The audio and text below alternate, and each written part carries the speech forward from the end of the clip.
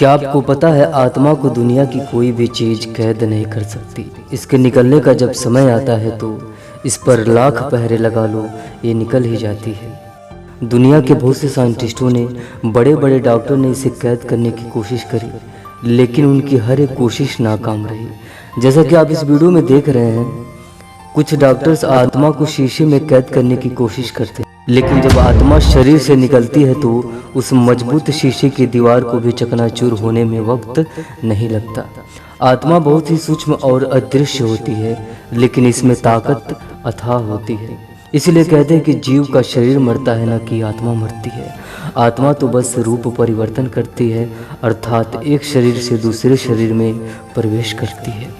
तो आज के वीडियो में हम आपको शरीर और आत्मा से जुड़ी कुछ ऐसी बातें बताने वाले हैं जिसका जानना मेरे ख्याल से हर एक व्यक्ति को ज़रूरी है।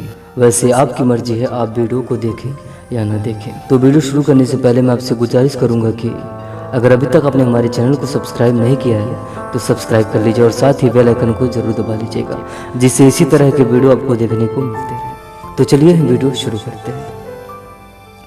आत्मा का वर्णन श्रीमद् भगवत गीता में किया गया है। मैं आगे के वीडियो में अन्य धर्मों के बारे में भी बताऊंगा, तो सबसे पहले गीता से शुरू करते हैं। भगवान कहते हैं आत्मा को शस्त्र से काटा नहीं जा सकता, अग्नि उसे जला नहीं सकती, जल उसे गीला नहीं कर सकती और वायु उसे सुखा नहीं सकती।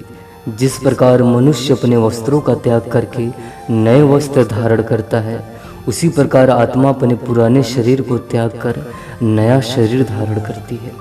इस संसार में अनगिनत ज्ञानी पुरुष हुए जिन्होंने अपनी आत्मा पाई और आत्मा को पाने के रास्ते बताए। सभी ज्ञानी पुरुषों ने एक मत से यह कहा कि आत्मा अमर है, ना ही कभी जन्म लेती है, ना ही उसकी मृत्यु होती है। आत्मा सनातन है। आत्मा एक ऊर्जा का रूप है जिसे आत्मज्ञान के समय देखा जा सकता है। अब आत्मज्ञान क्या होता है, अगर आपको जानना है तो आप कमेंट करिएगा, मैं इस टॉपिक पर वीडियो बना दूंगा। कई धार्मिक, दार्शनिक और पौराणिक परंपराओं में आत्मा एक जीवित प्राणी का निराकार सार है। यहूदी धर्म में और कुछ ईसाई संप्रदायों के अनुसार केवल मनुष्यों के पास ही अमर आत्माएं होती हैं, जबकि ये बात हिंदू धर्म के विपरीत है। उदाहरण के लिए कैथोलिक धर्मशास्त्री थॉमस एक्विनास ने सभी जीवों को आत्मा के लिए जिम्मेदार ठहराया कि सभी जीवों में आत्मा होती है, लेकिन तर्क दिया कि केवल मानव आत्माएं ही अमर होती हैं, बाकी अन्य जीवों की आत्माएं अमर नहीं होती।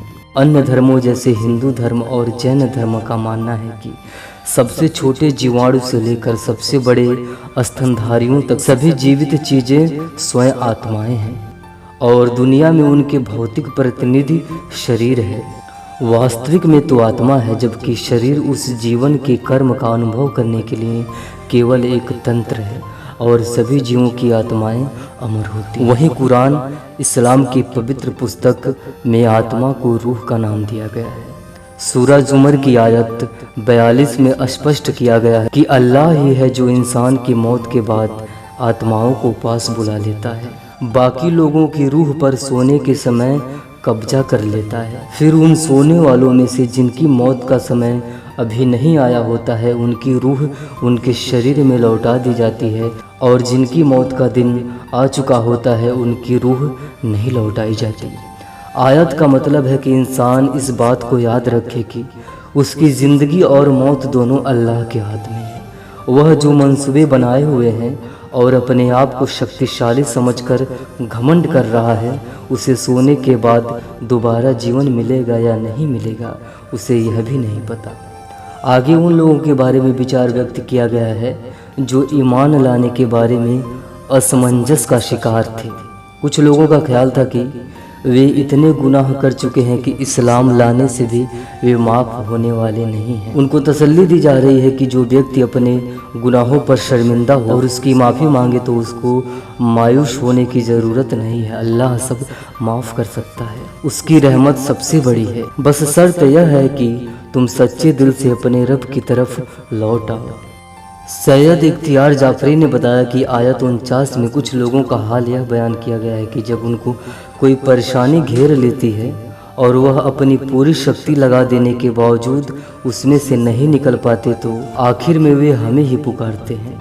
हम उनकी राह आसान कर देते हैं, फिर वे मुसीबत से बाहर आकर घमंड शुरू कर देते हैं। लेकिन वे इस बात से बेखबर होते हैं कि अल्लाह दोनों बार उनकी परीक्षा ले रहा है, मुसीबत में डालकर भी और मुसीबत से निकाल कर भी। लेकिन लोग इस पर गौर नहीं करते।